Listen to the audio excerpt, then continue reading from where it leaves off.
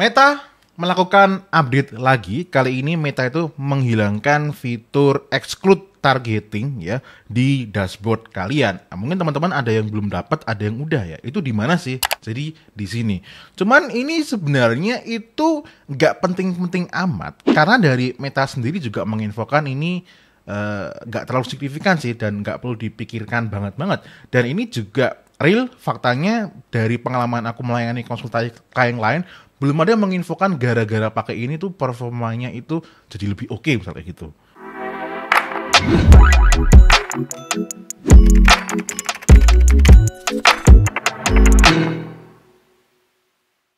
Halo guys, kembali lagi dengan Fusik, konsultan Meta Ads di Facebook Ads anti dukun series yang terbaru. Ya ini aku bikin video ini karena ada update dan mungkin di luar sana ada yang kebingungan ya. Ya udah.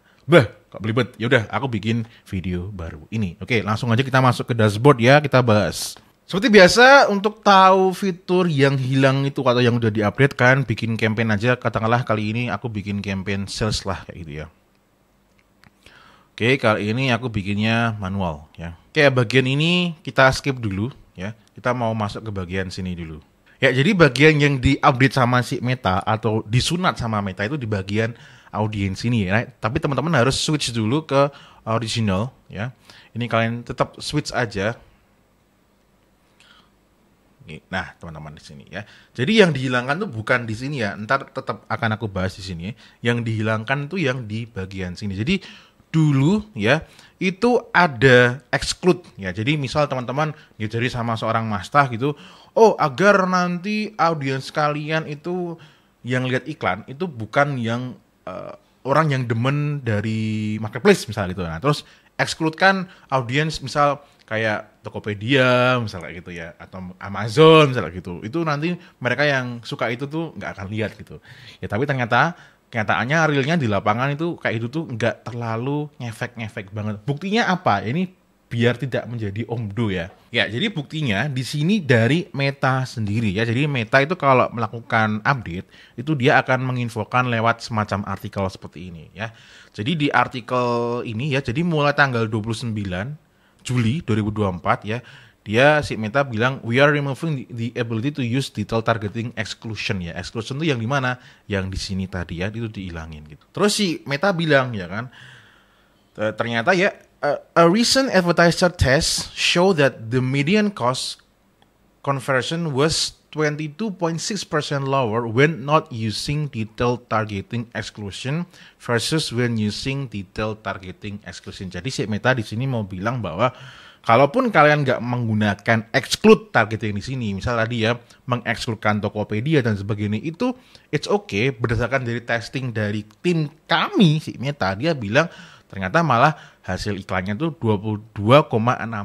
Ini bagusnya di conversion yang dimaksudkan di sini adalah misal cost per lead-nya ya, yang beneran di objective lead ya, ataupun cost per conversion misal purchase penjualan yang terjadi di website. Nah, ini dari si Meta.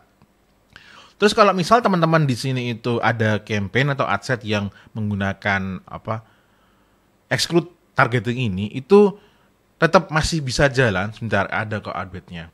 Nah, jadi sampai nih existing campaigns will remain unaffected until January 31, 2025. Jadi sampai tahun depan tanggal 31 itu campaign kalian masih jalan, tapi setelah itu udah nggak bisa lagi ya. Maksudnya ya karena fitur exclude targetingnya tadi dihilangkan. Seperti kalian tahu bahwa ternyata si Meta juga bilang itu ternyata exclude targeting tadi ternyata tuh nggak terlalu ngefek banget, bahkan nggak pakai bisa turun sampai 22,6% kalau nggak salah tadi ya.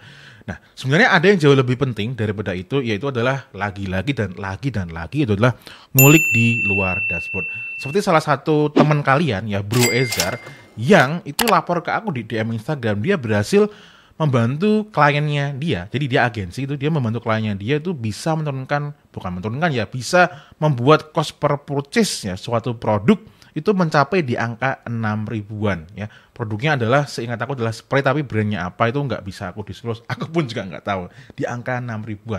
Kok bisa? Karena dia ngulik di luar dashboard seperti websitenya, penawarannya, ya, konten iklannya dan sebagainya itu ya. Itu yang bisa membuat cost per purchase-nya menjadi angka segitu. Jadi bukan kok sibuk mikirin interest apa ataupun exclude interest gitu.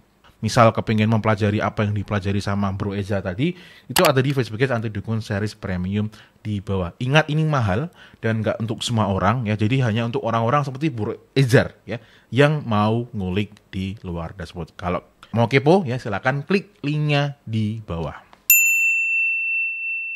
Ya, jadi mungkin teman-teman di sini ada yang bingung, wah jangan-jangan ini update-nya menghilangkan exclude audience dari custom audience. Enggak ya. Jadi aku ulangi, yang dihilangkan adalah di bagian sini, yang mana itu nggak penting-penting amat, dan ternyata Meta bilang, oh nggak pakai itu malah lebih bagus ya.